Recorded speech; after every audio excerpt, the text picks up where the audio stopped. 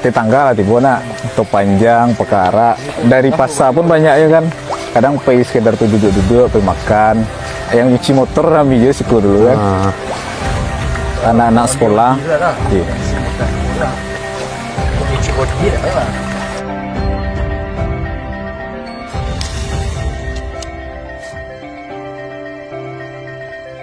Semoga kebetulan kondisi air kurang apa bang, ada hujan.